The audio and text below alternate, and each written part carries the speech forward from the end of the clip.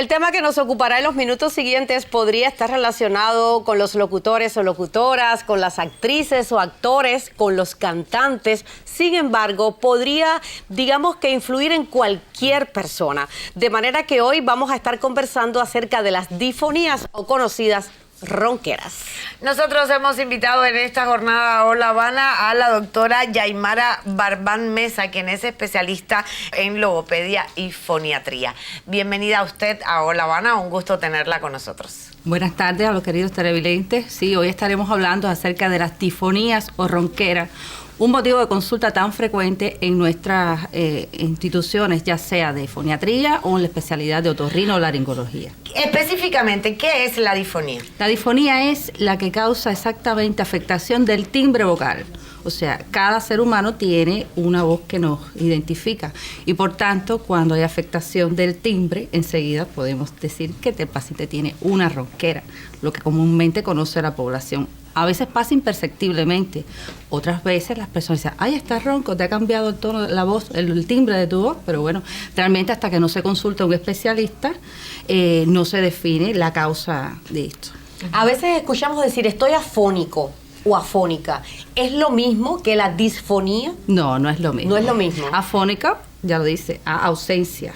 O sea, que no puedes hablar de nada. Voz, no puedes hablar nada, que también se utiliza, pero realmente se conoce como ronquera o disfonía.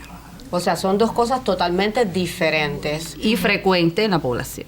Ahora, doctora, hablamos de los factores de riesgo que pueden provocar la ronquera, la disfonía, la afonía. Sí, los factores de riesgo, tanto el mal uso de la voz o los hábitos tóxicos que la población tanto estamos expuestos, como el mal uso del cigarro, del alcohol, de las bebidas efervescentes. Estos son factores de riesgo que están ahí y excesivamente se consumen tanto por la población adulta como la población de mediana edad. Y son factores de riesgo evidentes que tanto a corto plazo como a largo plazo causan un problema laringio. También el no uso de estar hidratado.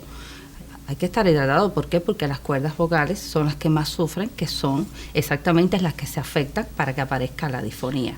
El no uso del consumo de los nutrientes esenciales como las vitaminas y los minerales, que son los que nos aportan se ha visto muchas veces pacientes que tienen un déficit del consumo de estos, que el paciente presenta una disfonía y simple y llanamente es una disfonía de tipo funcional, que con la dieta se modifica. El uso de ejercicios del paciente es importante, no solamente para las disfonías, sino para otras patologías también relacionadas.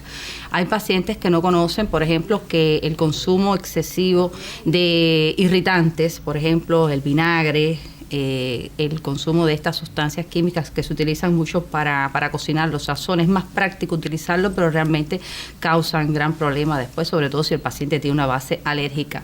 El uso, por ejemplo, excesivo de sal, picantes, nos causan disfonías. Muchas veces son funcionales, pero cuando ya el paciente lo consume en exceso, se convierte entonces en una disfonía de causa orgánica. Ahora, usted está mencionando, digamos, el cigarro, el alcohol, determinados nutrientes, componentes en la cocina que no debemos ingerir porque pueden llevarnos a una disfonía. Pero ¿podemos tomar medidas en nuestra vida cotidiana para evitar llegar a un estado como ese? Sí, por supuesto. Hablaríamos, por ejemplo, de la hidratación, comenzando por ahí. Es importante estar hidratado, es importante en la primera hora de la mañana no hablar, sobre todo en la primera hora. ¿Por qué? Porque los músculos laringios todavía tienen una temperatura. Y si usted está durmiendo, por ejemplo, bajo el clima, una temperatura X, y sale a la otra temperatura, por ejemplo, del cuarto a la sala o del cuarto a la cocina, ya usted está teniendo un cambio brusco ahí y puede aparecer una disfonía. Muchos hemos notado que en las mañanas la voz no está igual que en la tarde, ¿verdad? También, como les decía, la dieta es importante, fundamental. El reflujo gastroesofágico va seguido de esto. ¿Por qué? Porque si usted consume en exceso todas las sustancias que acabamos de mencionar, usted después va a tener un reflujo gastroesofágico excelente, o sea, durante la noche, y usted al día siguiente usted puede aparecer con una gran disfonía. Incluso el paciente refiere molestias al tragar, refiere dolor, sensación de cuerpo extraño, y por supuesto a los pacientes se le van los gallos, que son las famosas diplofonías. También tributa para que aparezca esto, que es la profilaxis de la voz, por supuesto, a que el paciente no use inadecuadamente la voz, o lo que llamamos uso y mal uso, hablar excesivamente por gusto. Así se conoce. También no está exento los profesionales de voz que están expuestos a climas, a alfombras que no se aspiran con frecuencia. ¿Nos está entonces haciendo alguna pregunta, doctora? los ácaros también contribuyen.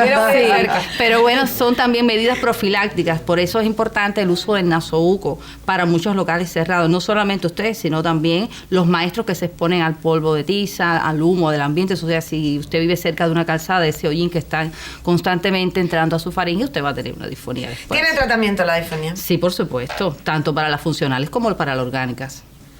En el caso de las funcionales, con un simple reposo de voz, quizás si usted compense alguna enfermedad, alguna patología de base, rápidamente el paciente se compensa. No así en las orgánicas, que a veces requieren tratamiento quirúrgico, como por ejemplo los nódulos cuando comienzan a salir, cuando comienza la neoplasia de laringe, sobre todo los pacientes expuestos al humo de cigarro, al cigarro, perdón. Le agradecemos, doctora, que haya compartido con nosotros esta tarde aquí en La Habana. Esperamos que se repita la visita y continuamos conversando acerca de estos temas bien interesantes. Bueno, gracias a ustedes por invitarme y espero que sirva. Ya sabemos a dónde acudir cuando nos pase algo como eso, porque además no estamos exentas en algún que otro momento pues sentirnos disfónicas.